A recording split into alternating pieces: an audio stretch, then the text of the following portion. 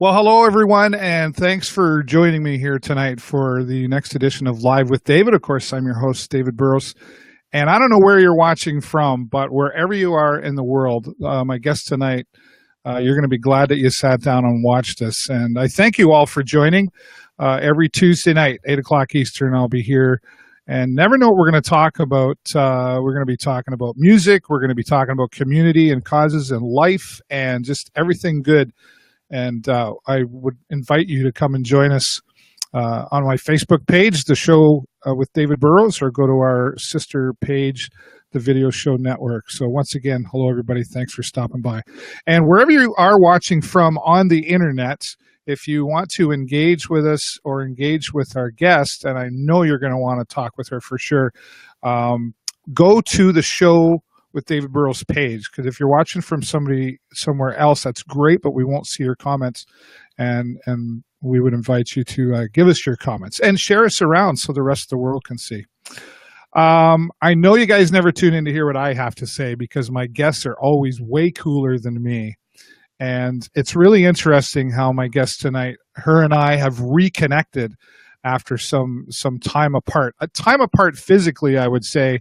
Not mentally. She and her family have always been kind of like right up here with us. So she is an incredible story. Why? Let's see. She has fought cancer. She's been abused. She was raped, and so many other traumas in her life, and yet has still been able to find happiness. And you're maybe wondering why. And wherever you are in your life, whatever you're struggling with, big or small, there's no scale on it.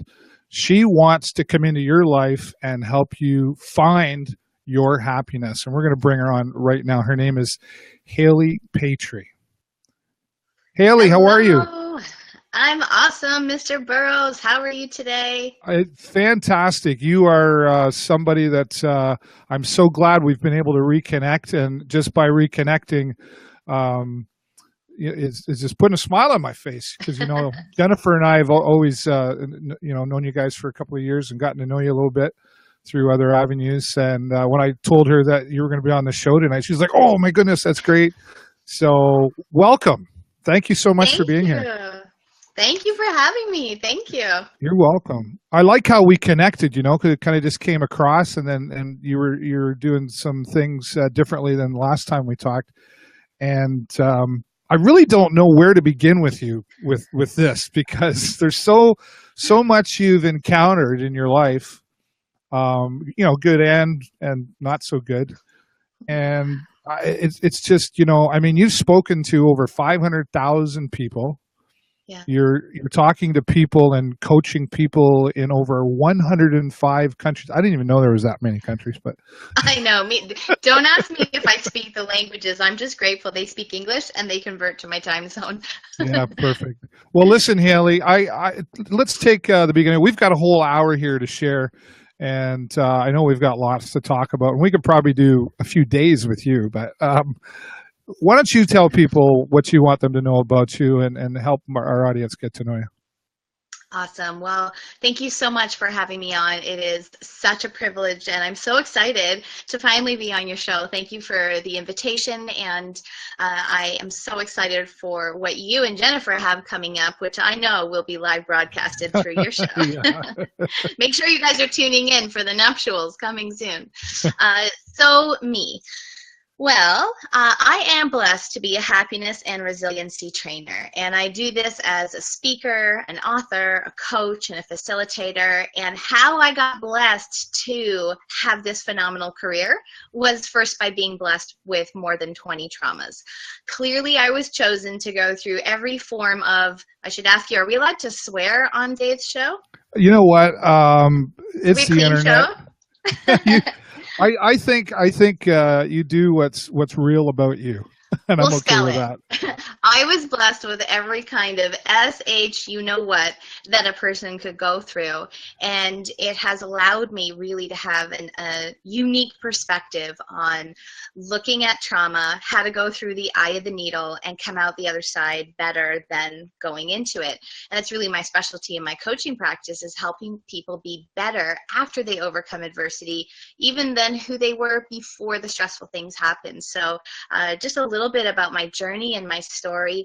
I grew up in a home where our parents loved us. They did the best that they could, but it was a very abusive and dysfunctional home growing up.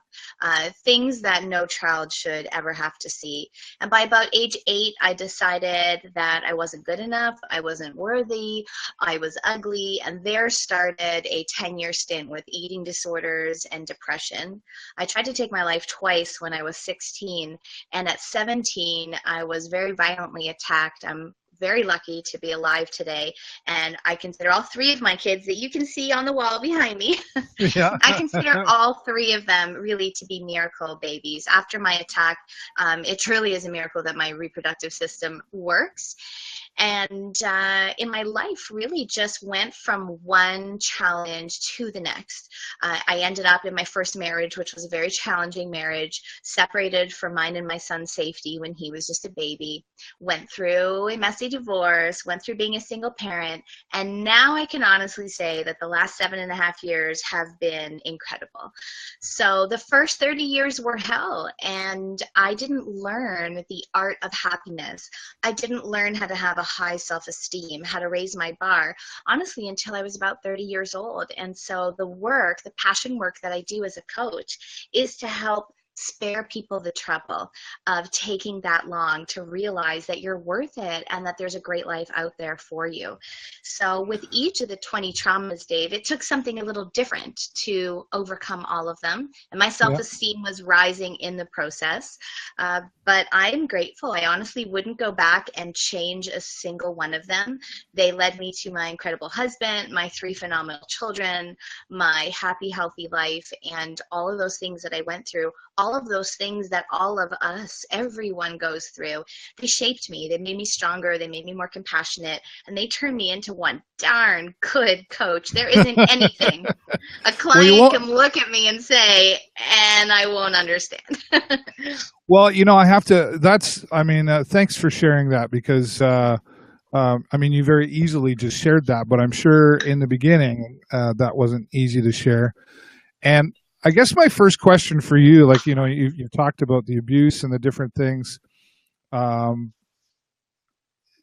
You're a life coach now because of your experiences and what you've done, and your resume shows it. But how did you do it? That was did you have a life coach? Because it sounds like there was a lot of negative stuff going on around you. So I guess I'm curious what some of the methods are that you use to get yourself out of it. And did you have people around you to help you get through it and grow through it? And how did that work for you? Those are amazing questions, Dave. So I'm somebody that's always been a big believer in having a mentor. And even if that mentor isn't someone that you work with privately or directly, someone that you look up to, someone whose life successes you can follow. And so when I was very young, I was missing that. And I think that's where so many of those problems set in for me. I remember talking to a counselor when I was 16 after the suicide attempts, and he said something very profound, and it really shaped my life. He said, Hailey, I want you to make a list of all the things you'll get to escape if you leave this planet. And then I want you to make a list of all the things you'll miss out on if you don't continue and have a future. The wedding you won't have, the fairy tale love story you'll never get, the family, the children, the happy home, the difference you'll get to make in the world, the grandchildren, the exciting career, all of it. And he really got me present to that we always have a choice. We can either check out and we can let the things that happen to us ruin us, or we can just sort of pivot and say, is this going to ruin me, or is it going to be a new me? So his words were very pivotal when I was younger. But some of the key things that got me through the toughest times, one of them, I call it the gift of perspective. I remember every time I was going through something hard, picturing that another girl my age in a different city was going through it worse, and that she was still going to show up to school, show up for her family, show up to her part-time jobs, and if she could do it, I could do it. I also pictured that everything I was going through was a first world problem, and that there were other people my age that were living in a war-torn country and dealing with poverty. And so I got really good at pulling myself out of the pity party and putting things in perspective, because we can only productively stay in the pity party for so long. So perspective was huge. Another thing that helped me, and I know this one's very hard at first for people to swallow, but a compassionate look at what it's like to be in the perpetrator's shoes. You know, growing up with a father who struggled with mental wellness, hence the way that his temper would be uncontrollable. I look back now and I just picture the horrible things that happened to him when he was growing up, and the struggles that he faced that turned him into, the person he was when I was younger. And now we're incredibly close. And I think the same way of my rapist. I always wondered what horrors and tortures were done to him. What did he see as a child, as a little boy? What broke him that could turn him into someone who could do something like that? And flipping it and having compassion, it doesn't condone anything. It's not making it right or okay. It's just for a minute saying, when we go through struggles, we're going to get over them. They might happen to us in 1 minute, 1 hour, 1 week, a month of our life, but the people who did those things to us, they live in that tortured mind all the time. So I've honestly, Dave, spent the last 21 years feeling more sorry for my attacker than I did for myself. And it's little mind shifts like that helped expedite my healing, really pulled me out of a bad place. So I don't want to not believe you, because obviously I believe you, but I and you probably know where I'm going with this, but I think when you say that, I think a lot of people are watching and going, really? Like, how could you, I mean, I don't know what your faith is or whatever that is, if it is that, but I mean, faith is different for all of us. Yeah. But I mean, that, like, you make it sound so easy, quite honestly. But I'm sure that it wasn't. It wasn't easy. It wasn't. Yeah. It wasn't easy, but I learned that we always have a choice. We don't have a choice over what's happened to us. That's already done. But we have a choice over how long we allow it to affect us, how much we allow it to impact our lives, and whether we use it as a trampoline, like a catapult, a bounce moment, which is why my book's called Bounce, or whether we use it at the start of a slippery slope and go downhill. And those choices, when we're desperate and we're grappling and we're in that despair stage, these little things like a shift of perspective, or not condoning, but imagining what it's like for that person. How did they get to be that way? And part of it is just looking into our own hearts and trusting, don't all human beings do the best they can with what they have and who they are and their own state of mind and their mood and what they've been taught in any given moment in life? I mean, I really believe that people are as good as they can be. And with that attitude, I don't like to hold people in a condemning eye. And when we condemn, it just puts us in a place where we're holding resentment, we're holding grudges, we're not forgiving. This is part of what motivated me to become a master coach of radical forgiveness and radical living, is to help people process out the very difficult, seemingly unforgivable things and find those ways to move on, because moving on is a choice. Moving on is a choice. That's true. Yeah, you say it very well. It's just, when you go back to the hard, and I'm not trying to be negative by any means, but I mean, when I see the resume of traumas that you've been through, I mean, even later, like, I know you talked about attempting to take your own life earlier. You've been slapped around pretty hard. It's so funny. nobody, I think if nobody, and I don't condone it by any means either, but I think some people would, they'd feel pretty sorry for you. Well, And I think here's the that, cool thing. can that be bad if people feel sorry for us? Yeah, because I look at it this way. I've developed every one of my superpowers and every one of the qualities that make me a badass, kick-ass mom, wife, and coach through the hard things. Trauma is a teaching opportunity if we allow it to be. And I think of it in a couple ways. So for those of you that like art, I think of the statue of David. And I just imagine that if when we're born, we're this raw slab of stone. And if you're going to carve us up into a masterpiece so that we get to be one fine, powerful, awesome human being, well, being chiseled under the knife is never going to be fun. But it shapes us. It really does. So that's one way I look at trauma. The other way is dedication to my 11-year-old Tristan who loves basketball. And here's what I've learned. If you take a basketball and you slam it like wimpy to the ground, it bounces back pretty wimpily, just like little dribbles. You take a basketball with two hands and you slam that ball down to the ground with every bit of force in you. What happens, Dave? Does it bounce a little or bounces really high? I think it bounces a little harder. So here's what I've noticed. The people who have built multi-million-dollar companies more than once, the people who speak on stages all over the world, the people who have TV shows, radio shows, the people with best-selling books, the people that shape the planet, without exception, every single one of them has been slammed down with tremendous force over and over again in their life. And that, I believe, is the single reason why they've risen so high, because it's those character shaping moments. It's those teaching opportunities. And every time we tap into our own human resiliency and realize, holy smokes, that one didn't get me, I actually got stronger, we realize that there isn't anything that we can't overcome. Until there's no air left in my lungs, I'm going to keep on keeping on. I'll probably still keep talking when there's no air left in my lungs too. I think you probably would. So I don't want people to feel sorry for myself or anyone who's gone through hard things. When I do my live events, we do a 2-hour healing ceremony where we celebrate everything we've been through. We celebrate not just our uniqueness, but our unity in that no one's alone. Everyone's gone through struggles. Everyone has had moments in their life where they bumped up against depression, anxiety, despair. Even if they didn't stay in it for more than a second, everyone's had that moment where I wish I wasn't here. This is just real and people go through it. I won't deny it. Yeah. I won't deny it. I'd be lying, right? I think, but do you think sometimes, that whole story for me thing, do you think sometimes we kind of like people to feel sorry for us, even though we know that's not, you and I know that's not the way to handle it, but I think some people kind of enjoy that for a little bit.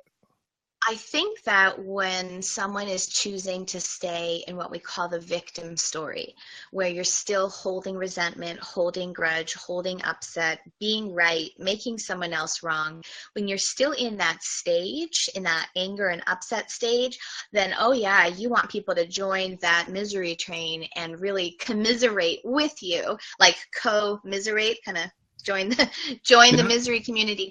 So I think if someone's stuck in that version of their story, then yes, they really do want people to have the reaction of, oh my gosh, and I'm so sorry.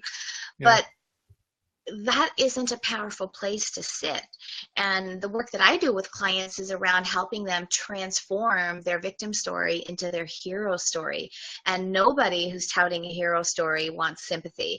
We might be okay with a high five and yeah, you're freaking strong that you went through that, but we don't want the pity. We just want to inspire people to say, hey, let's destigmatize every mental wellness challenge.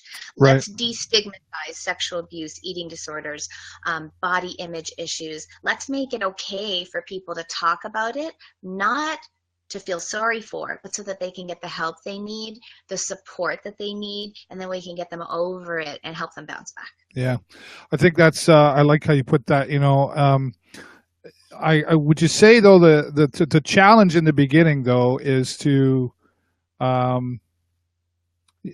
changing the mindset can be difficult if we don't know how. And where do I begin? this is all I know. And if that's something all a person knows, then anything different that's introduced could be looked at, even from somebody like yourself who's genuine, trying to help, has the experience, who can help. Do you have that difficulty? How do you get people to open up and say, help me, or recognize what they need to do? How do they get started?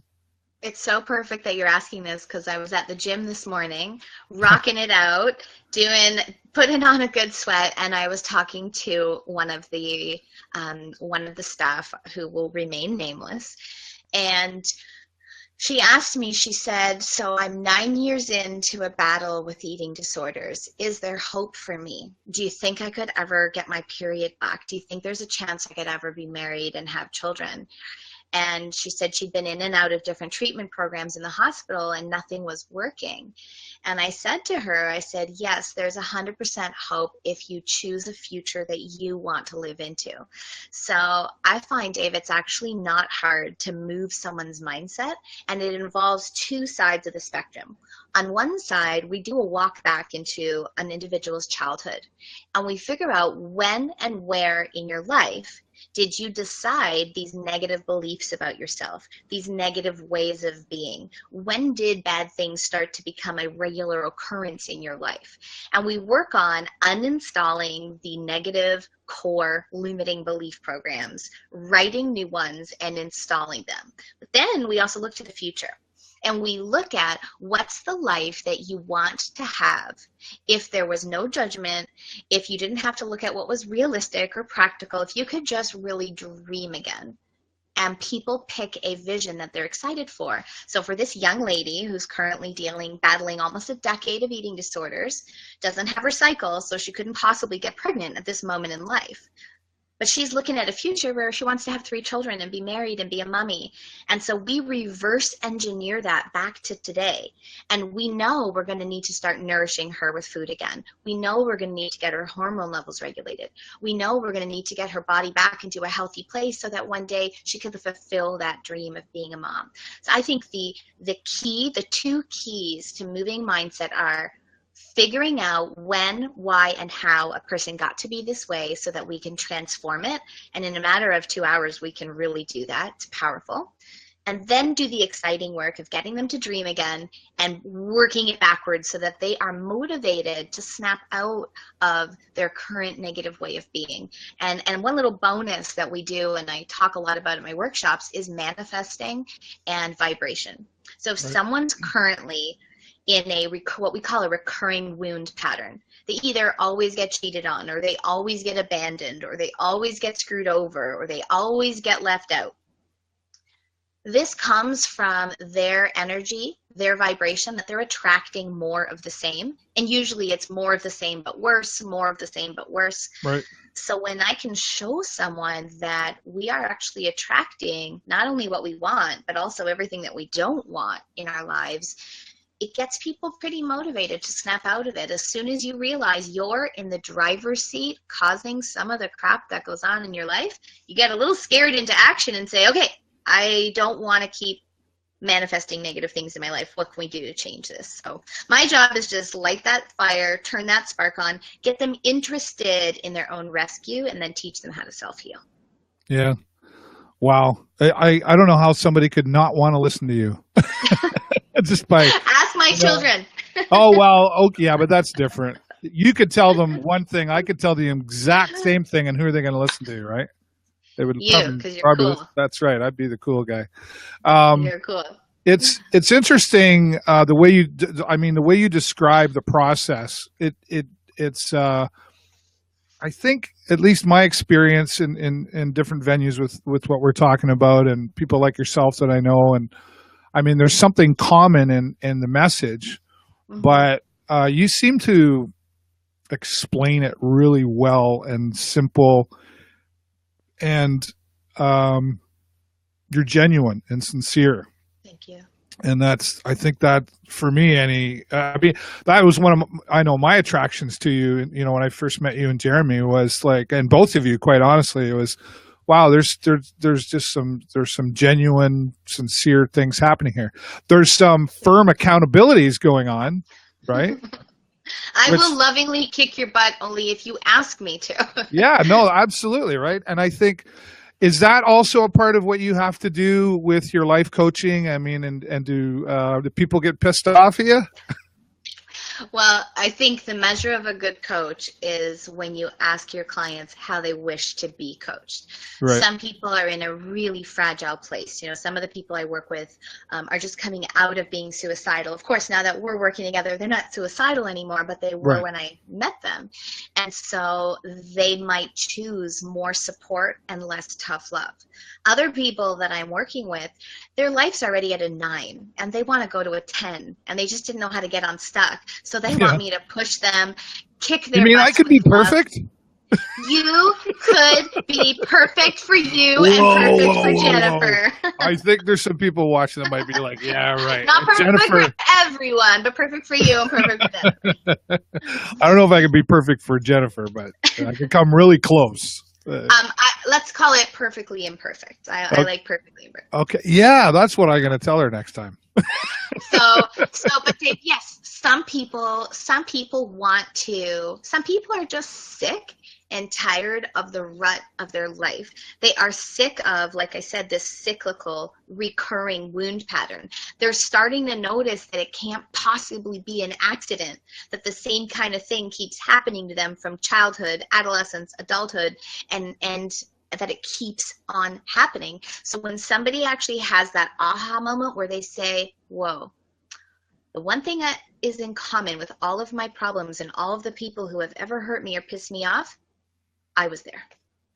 And Right. that's a painful place to look. But once we spot that we actually have something to do with it, holy smokes, that's powerful. That means we can have something to do with stopping it and causing a new recurring pattern in our life. How about a pattern of love, a pattern of opportunities, a pattern of success, a pattern of health? You know, we do cause our patterns, so why not choose good ones? Why not Yeah. choose good ones? But I don't deserve it. I'm not good enough. That wasn't meant for me. I'm not deserving. I can never make a lot of money. I can like, Can we pause on that? I'll never make a lot of money. Can we play with that one for a sec? yeah, absolutely. Because I think, and I kind of led to that let me, I think I know where you're going, but let me stretch the question a little more.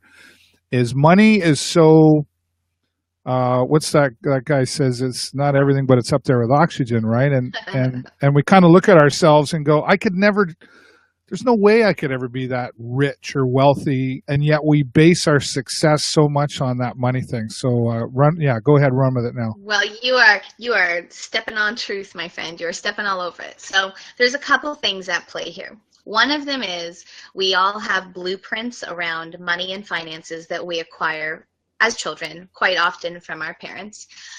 Number two, whatever you think will be true because your subconscious mind looks at you as a nodding, obedient puppet and says, yes, boss, whatever you say. So if you say, I'm never going to make that much money, you're going to be true. You're going to be correct. And we call that a self-fulfilling prophecy. And then we look at how our beliefs shape our reality. And this is, again, what's so cool is we get to choose new beliefs, just like that. Magic wand, easy as noticing that our current belief system is giving us a reality that sucks or is not ideal. So why not invent, like poof, out of thin air, a new belief system that would serve us? And when we invent a new belief system, it's a weak muscle. It doesn't feel authentic. It's a bit of that, I don't know if I believe this yet. So there are powerful ways that we can use affirmations, that we can use manifestation. There's powerful techniques that people can learn even before you really believe it to be true. But let's go back to the one you said about, I'll never be worth making that much money. Cool little study has been done where the same company ran 2 ads in the same newspaper for the same job with a salary where one was posted around $40,000 and one was posted at $100,000. Same job, same company, same job description. Right. Now, if I was the girl who said I'll never be worth more than $45,000, My eyes, the reticular activation center in my brain, would not even notice the $100,000 ad. And if it did, my brain would immediately close that down because it would not place that as a possibility for me, and it would avert my attention elsewhere. Right. If you were the guy that says, I won't look at anything less than 100 grand, I'm gold and I'm worth it, you would scan that newspaper and you wouldn't even notice the $40,000 post because it's below your bar. Your eyes would lock onto that $100,000 post. And here's what's crazy. I would apply my entire life for jobs that don't exceed 45 grand. And on my deathbed, I would be right. I would have never made more than 45,000 because I would have never put myself out there. And if you said, I'll never take anything less than 100 grand, you truly wouldn't settle for less. And at the end of your life, you'd be right too. So what do we want, guys? Do we want I want 5 trillion. Okay. So let's get this radio show going planetary. But then there's reality, right? So it's good to stretch ourselves and to install a belief system that is past what we would be okay with, that is a bit bigger and a bit more exciting and a bit of a reach for us, because we know if we fall a little bit short, life's still going to be amazing. So whatever our beliefs are, our belief system, and most of our belief system is negative, it's like the director and our life is the movie. Right. And our belief system chooses the characters to be either nice or not nice to us. It chooses the jobs to either pay us well or not pay us well. Our subconscious mind and our beliefs, that's the director of our life. So why not work on programming positivity, learning the art of happiness, learning how to pivot and look at situations with a fresh perspective, because it pays. It pays Hailey, off. Hailey, I just know that I'm going to have more than one show with you. So we'll have to pick one topic, and we'll have you on once a month. We're at about the half an hour mark, and I just want to reach out to our audience. So we've got quite a few people watching, and the people come in and out. But for those of you who are watching, if you're watching from my Facebook page, The Show with David Burrows, that's the best place to watch. We would encourage you to ask your questions, make your comments with this video so Hailey can see your questions. And also, if you would like to be a guest on here, come on in and talk with Hailey. If you're sitting in front of your webcam and you got your microphone, I've pinned a link there to the video on the Show with David Burrows page. You click on that. You don't come live right away. We bring you into a lobby. Make sure you got your hair done and that you're looking. I always like to say, make sure you got your clothes on. You can swear, but that's as far as we go. And I know that Hailey would welcome to talk with you. And if not, please share your comments, because we've got her. And oh, look, see, ask and ye shall receive. We have Cindy out there. Cindy. I am so happy that this message is being shared by such wonderful people. I'm sure there are a lot of others suffering in silence, as I have always classified myself as a survivor. And it's wonderful to have Hailey share with such pride. Thank you. Well, there's a testimony to you, Hailey. Thank you, Cindy. Cindy, I love you. You are one heck of a strong woman, and it takes people like us going live with our stories so that other people who have felt like they couldn't tell theirs can feel safe to come forward. And that's part of my mission, is destigmatize everything so that no matter what people are going through, they feel like it's safe to come forward and talk about it. I think that's very true that you say that, because and I know I'm seeing more people speak out, which is great, including celebrities. Like, you know, I don't know if you know Michael Landsberg from TSN has spoken out. He's actually going to be coming to Sarnia to speak for Blue Water Health Foundation, and lots of celebrities speaking out, which when they can do it, we've had some local personalities here in Sarnia that are quite known and spoken out. So when they can do it, and they're so public, right, then I think, you know, a long time ago, I knew my dad always said to me, you know, if you break your leg or your foot, where do you go? You go to the doctor, right? So if there's something wrong somewhere else, where should we go? We should do the same thing. We should go to a happiness and resiliency coach because it's totally different than therapy. And I was bumped around to a lot of doctors when I was a teenager and dealing with my depression, and at the time when I was suicidal and dealing with the eating disorders. Right. What I found so frustrating was that in the traditional counseling opportunities that I was presented with, I was just allowed to come and vomit my victim story over and over and over and over again. And no one was trying to teach me tips and methods on how I could become a stronger person. No one was looking at how was I going to create a better future. It was just a place to go and vent. And I know that there are some phenomenal counselors and therapists out there. And the one that gave me great advice that I shared earlier, I'm truly grateful for. But I think a lot of the counseling that people go to when they're not feeling well lets them stay in this pity party and just go every week for years to keep talking about it. So I think people should go see a coach. In fact, I think they should spend 12 hours and just clean up their life in a day and learn some new stuff, learn a fresh perspective. Well, I couldn't agree with you more, honestly. I think there's a place for that. And I remember when I was in high school, I went to a youth group, and it was great. Until I went back to school, and then even the people that were in the group with me, once we saw it was kind of like the Breakfast Club. We didn't talk to each other at school, right? Yeah. And that was great. It got vented out. And I had people say, I've had buddies say to me in my life, that's great. I'm sorry this happened to you. That sucks. For about a week, we'll let you. That can suck for a week, but yes. then I'll never forget. And one of the reasons I do my show now was. Life changed for me, and one of my buddies, we went and drank some beer and had some fun, and he let me cry the blues. And then finally he said, listen, you need to get off your couch and be the Dave Burrows I know and do something.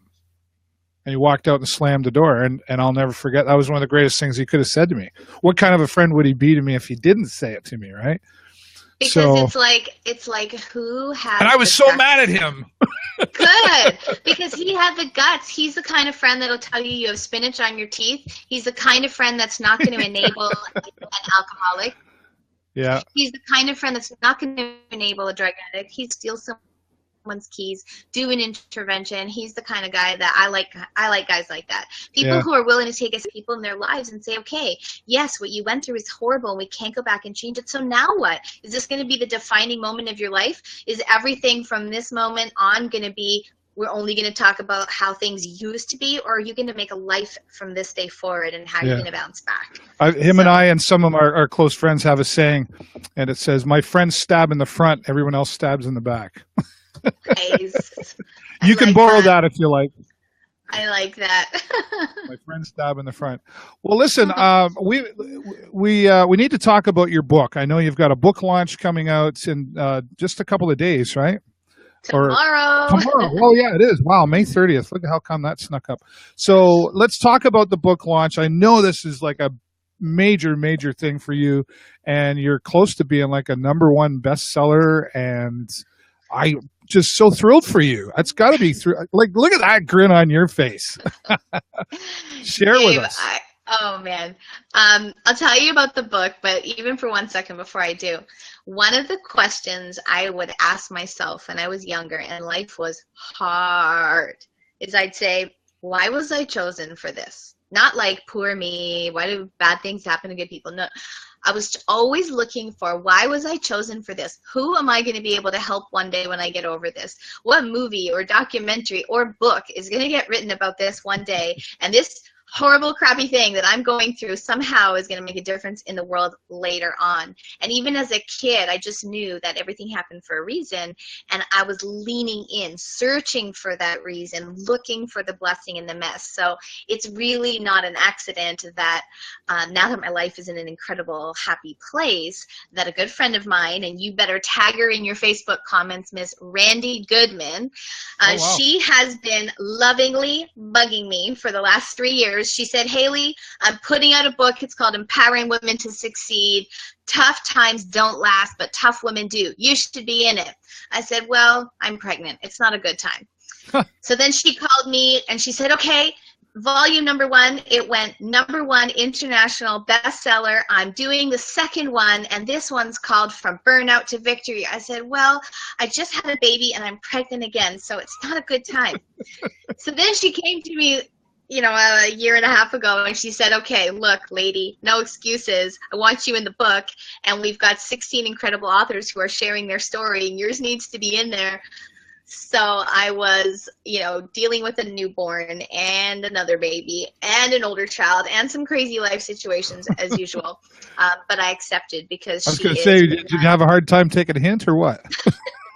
She's one awesome lady, and she took a stand that not just my story got outed to inspire people. She's taken a stand that 50 people's stories have been outed so far, and she's got more books that are coming out. There are 2 others that people can jump in on right now. So the series is called Empowering Women to Succeed. The title author is Randy Goodman. I'm one of 16 brave little souls who shared some very embarrassing stories so that we could give the world hope. And this version, volume 3, we've got number 1 in Canada. We are fighting our way for number 1 in the US. If you have friends in America, wow, please, we'll post the link. Buy the American Kindle version for just 99 cents. That would really help us get up there to number 1 so that when people are having a tough time, they have an easier way of finding us and getting inspired. So this book, Dave, it's every human tragedy that you could possibly think of, our authors have experienced, and they've bounced back. And they've been slammed to the ground with force more than once, and that's why they're all super freaking cool, awesome, happy, grateful, blessed people, wise, smart, strong people today, only because of all the things we've all gone through. So I am one of those 16 chapters, and tomorrow is our live launch event. We'll post it in the comments after. It's at the Paradise Banquet Hall. I'll be on stage at 10:30 tomorrow morning, and each of the authors are telling our stories live. Wow. So if you or a child or a parent or someone in your life is going through anything, and when I say anything, I mean anything, come to this live event, hear from an author who has survived, bounced back, and thrived, get your book signed, get to have live Q&A, and even just get to have lunch and sit and talk to someone who's overcome things that maybe people in your life are still struggling on how to overcome. So it's very exciting, and volume 4 is open. So for people who want to get their story out there, life really opens up when you touch other people's lives. The next one is called Leap, and it's Empowering Women to Succeed, and it's open for authors. Well, I know a couple of people. I think Cindy's still watching. I think Cindy should get in touch with you about that. Heck yes. And they allow 1 man in every book. So Burroughs, you could be the man. I could be the man. You could be the man. You like are the man. I like how you said that. That is such an incredible story. You're such an incredible person to just listen to, and easiest interview I've ever done. Think of this for 1 second. Just imagine there being a book. And this book was happy stories by people who were raised with a silver spoon, who trotted along life without any problems, and life was easy. I mean, who the frig would buy that book? That would be so boring. That would be so boring. No kidding. It would suck. That would be so boring. So I think that for all of us who are out there on the web right now, tuning in, listening to this live or as a replay, I think if you can look at your own hardships and just trust everything's happened for a reason, not a cruel and condemning reason. Like there's no one upstairs sitting with with a magnifying glass looking to just burn and singe you. That's not what's going on. But imagine that everything that happened to you was happening for a good reason, that somehow it was going to make your life better, that somehow you are going to get stronger and wiser. And I know from all of the thousands of people that I have worked with over the last 20 years, I was a volunteer coach for 20 years before I started charging for the service. Yeah. I know that with every trauma, you acquire superpower. I know that for a fact. So you do get better. And it is worth it. And it's all perfect. I can, maybe at a different level, but I can testify to the fact of your coaching abilities even before, this being your official role now and what we were involved with in our pasts. And it was like, I want to sit beside you and I want to be near you and just to feed me, right? For the record, Dave, For the record, I was not the cool kid in high school, and I ate my lunch in the bathroom. So hearing you say I want to sit with you, that actually makes me super happy. Oh yeah, no, it was true. Is I would look around and go, where are they? Where is she? I got to find her, and so yeah, I say that from the heart, and there's a lot of philosophies that I apply in my life today that I've learned from many, but I've learned from you as well. I've always been very grateful for that. So, And this really warms my heart to hear you say that. And that's my wish for everyone. I don't want to be that one girl who's gone through a lot and people look at me and say, oh, wow, she's so strong. My wish is for everyone to become that person for themselves, so that who all of your viewers are is somebody that when the public looks at them, when their friends and family look at them, they look at them and they don't say, poor thing, she really or he really went through some hard stuff. Look what's happening to them now.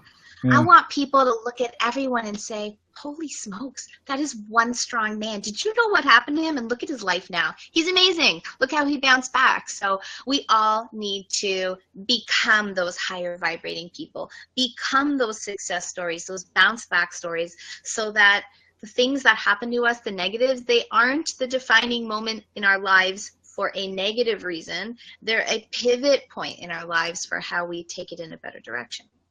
Amazing. Well, let's start. You gave me some information. I just want to make sure I can share like your number here and stuff with people.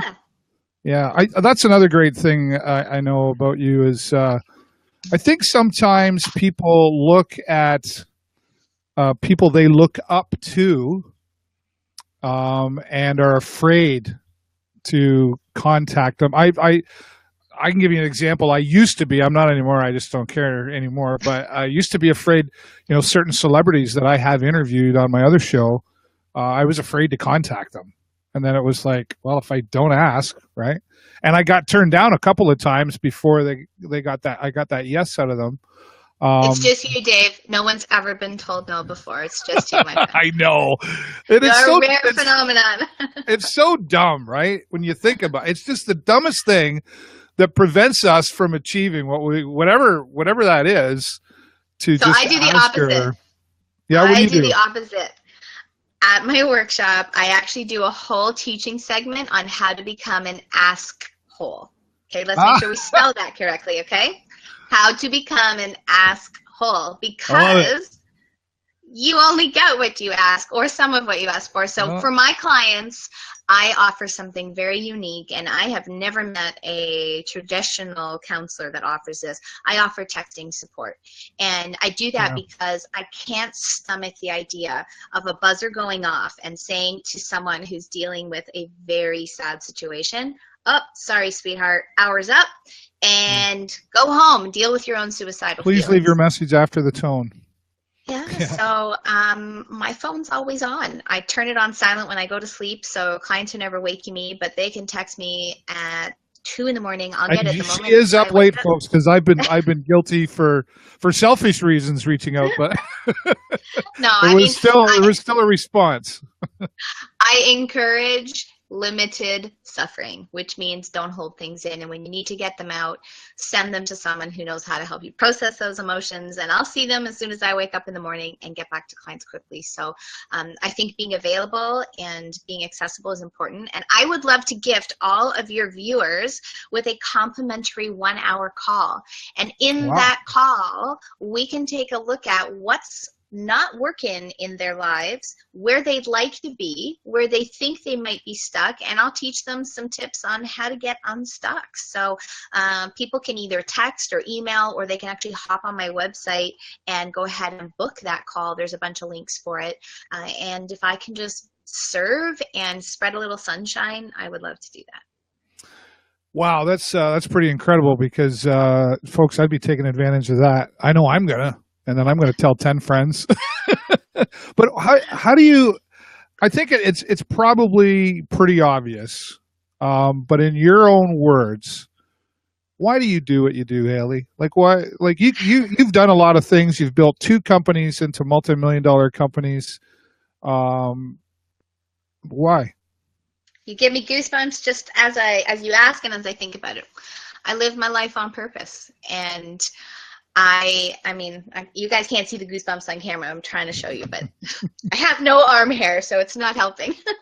um, yeah, I'm somebody that wants to wake up every day knowing that what I do matters.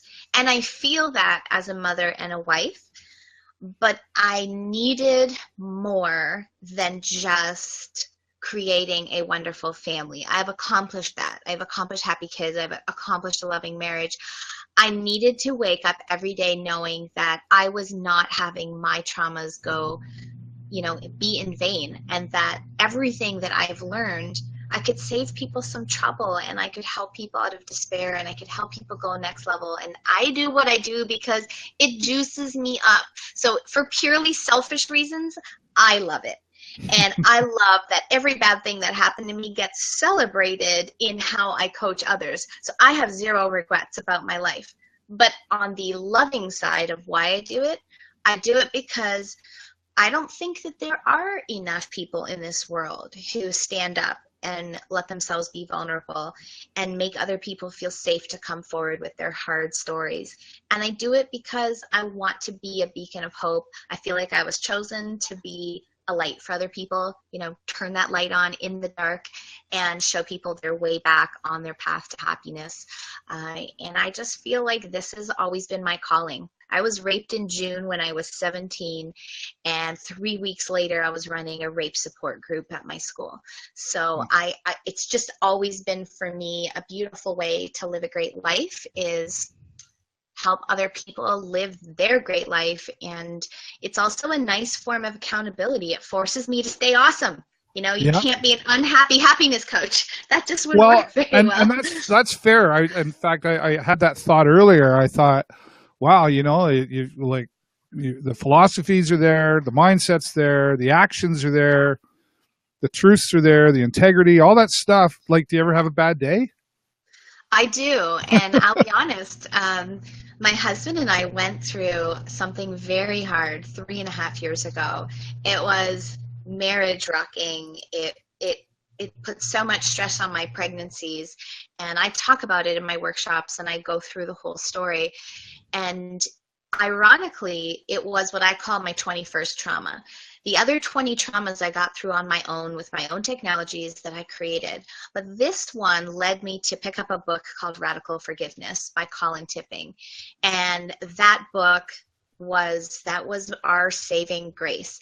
And as soon as I read it, I knew that I needed to become certified as a master coach with Mr. Tipping.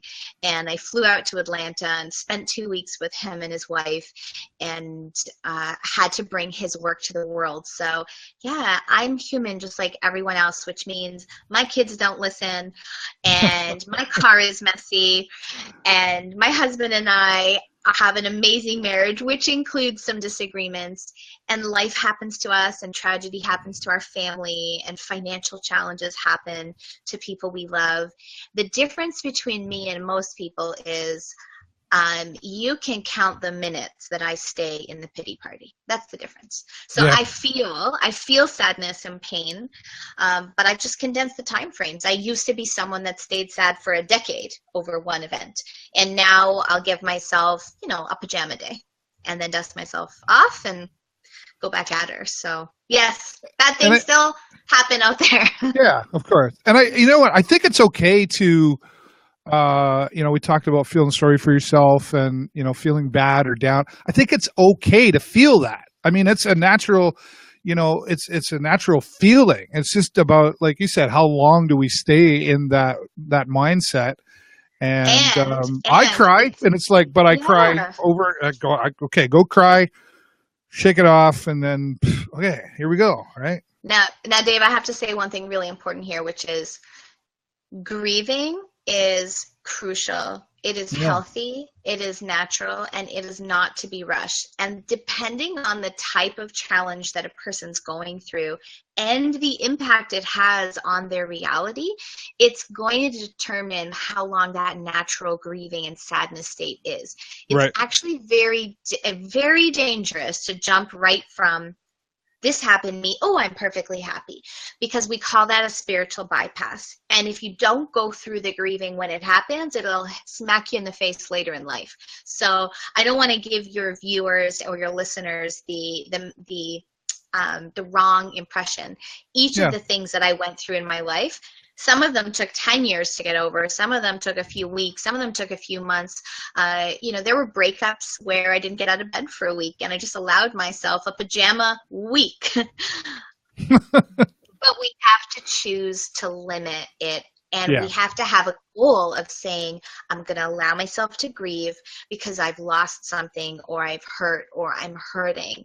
But I'm going to choose to say, next week, I start making plans and letting people back in my life. Next week, I'm booking an appointment at the doctor. Next week, I'm going to meet a friend for lunch and go for a walk in nature. I'm going to put a limit on how long I stay in that place, because it can be a bit of a slippery slope. So we do need to go through it, just not for too long.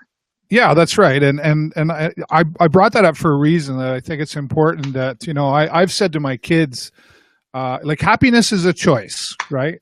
Oh, yeah, I want to go. No, go ahead. Real fast. So I think that when we say happiness is a choice, we really make it hard for people, because if they're currently in a depression, if their brain is not producing, if it's not experiencing dopamine, if they're not living in what we call the happiness advantage, they don't actually have the ability to choose happiness. Here's the good news. Fair enough.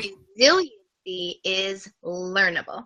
And when we teach people to be resilient, then they can choose happiness, because they know that they can overcome things. They can get over it. They will be okay. And with that behind them, then they can choose happiness. They can choose to pivot from a sad place to it's okay, I'm going to be stronger. I'm going to be okay. I'm going to get through this, and then push to happiness.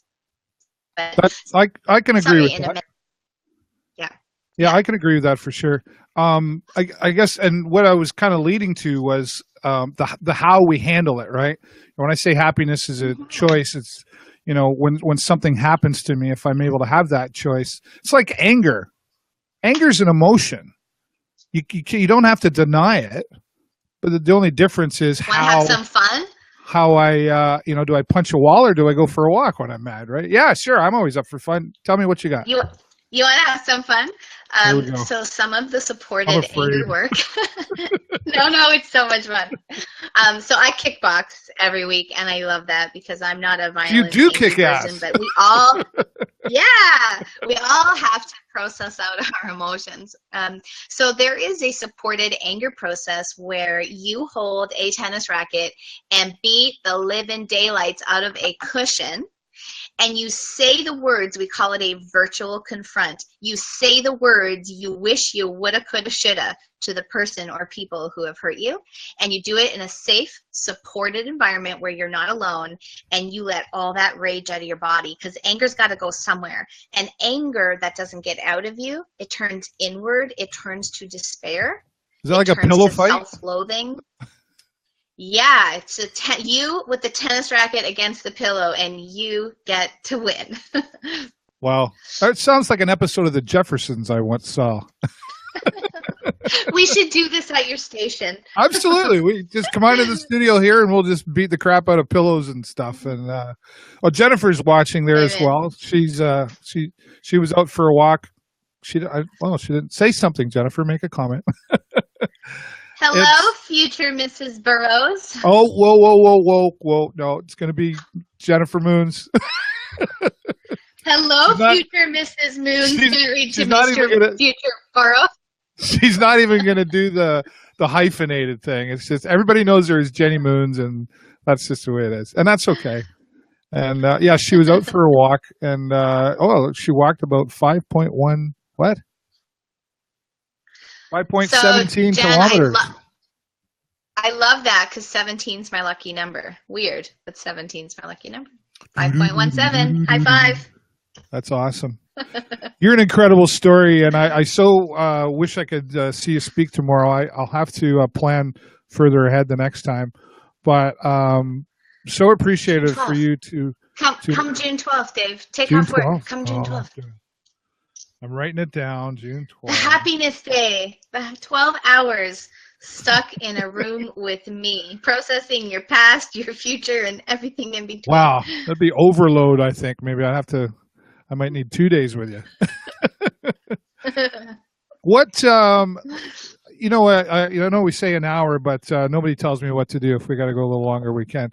But what about, talk about husband and the kids for a minute. Forget everything else. Like, how do you fit that all in? Because 3 children, a busy husband, and with what you do and everything else, it's got to be difficult at times. It's a great question. I actually have an audio program that I'm recording over the next 2 weeks, and one of them is about time management and balance, because I think everyone who's ever been an entrepreneur or a parent or a spouse or a working person, so everyone, we all deal with that challenge of how to have balance. And for me, Dave, I'm a hopeless romantic, which means my husband and my kids come first.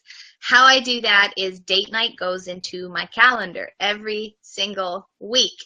A little window of date opportunity goes into my calendar every week. Jennifer's watching. Yes, I am that wife who schedules that in. Play dates with the kids. So every Monday and Friday, we're taking our kids to the programs, going to do the fun stuff at the YMCA, having our family days. We plan a weekend getaway once a month and bigger stuff over the summer. And so I put in the anchors that tie to my heart first. And then I look at, okay, what hours am I committed to building my practice, running my business, supporting the family? And you just have to put in what matters. My workouts, my physio, my kickboxing, my personal training, that's in the schedule. Being able to take our kids to their different sporting functions, that's in the schedule.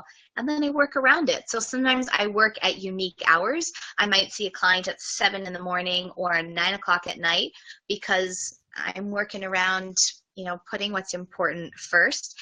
And right. I think that we can always fit in everything that matters. There's going to be stuff we have to say no to. Yep. There's going to be certain social things that are going to have to come off the schedule. There's going to be friendships where they're going to turn from that getting together always in person to maybe more of the chat on the phone. And one of my favorite time savers is multitasking over cardio, right? Because cardio sucks. Who agrees cardio sucks? Yeah. Okay. So I book my chats. If I'm just doing a chat with a friend, catching up, I do it when I'm on a cardio machine for an hour. Yeah, or right. I get at the trails and we'll go for a hike so it's all about multitasking. If I'm cooking, I've got my headset on and I can make dinner. I can make 4 portions of it, and I can also be talking. So you got to get creative and just schedule in what matters, and you'll for sure get to do those things. How old are the 3 kids? My monkeys up here. So my little one is 16 months. My middle one, sorry, it's hard to point on the camera. My middle one is going to be 3 in July, and my big handsome is 11. Wow. So yes, we're busy, and I'm blessed to have the best stay-at-home dad on the planet as my husband. So we talked a lot on this show about how you bounce back.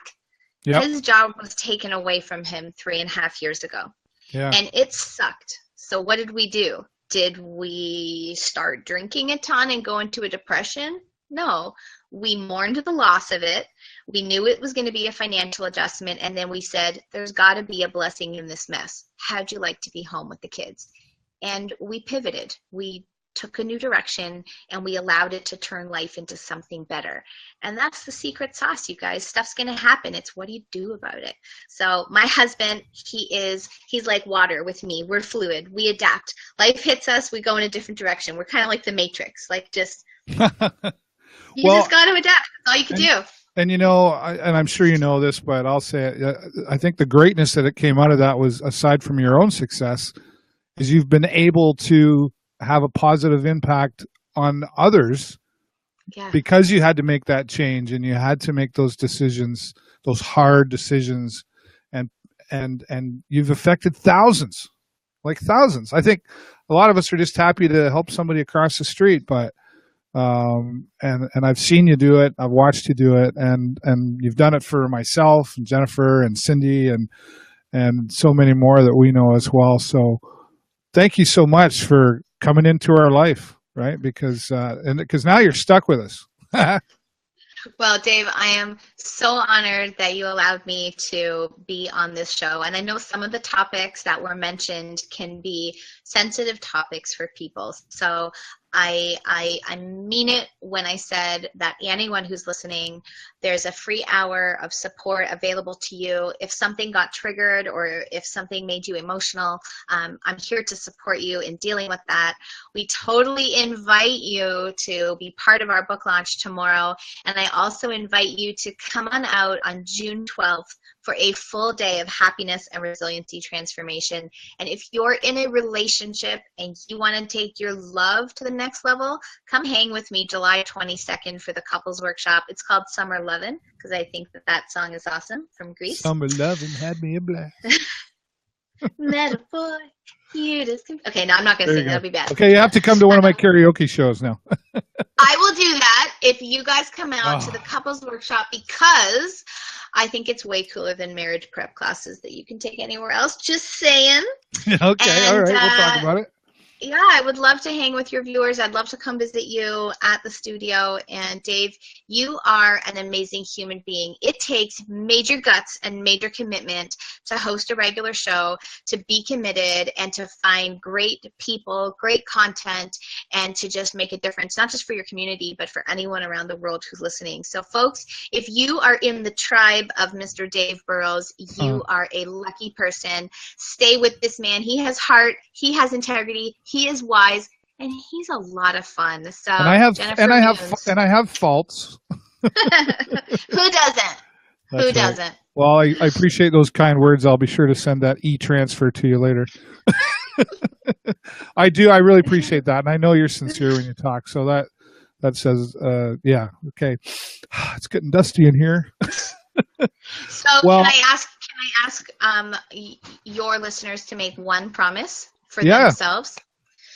Folks, just promise yourself that if you bump up against a tough time, you will reach out to someone in your community or someone that you are connected to, and that you don't suffer needlessly, you don't suffer alone, and that you choose to put an end to the suffering by seeking resiliency, learning methods, learning how to create a better future, and choosing not just happiness, but choosing a path to positivity. So please, no matter what you're dealing with, make sure that you get connected with the right kind of support. There is hope to overcome absolutely anything, and if my life can show that, then I'm a happy girl. So Dave, thanks for the opportunity to get raw, to get real, and to talk about hard stuff. Well, no, I appreciate we've talked about a lot of different topics on the show so far, and that's one of the reasons why I do what I do. Was, aside from my weekly recorded show, the live and the talking, it's part of my mission, right? It's my way, my channel to help people through, my contacts and people that I know that can come on and share their story. And so you've just helped me put another notch in my mission in life. So I appreciate that for sure. And folks, if you're watching and whether you're watching live right now or if you're watching this replay, Hailey is very, very sincere when she says, reach out to her. There's her number on the screen. We've left it up there for quite some time. Right now, if you want, and just get in touch with her and take advantage of that free offer of 1 hour.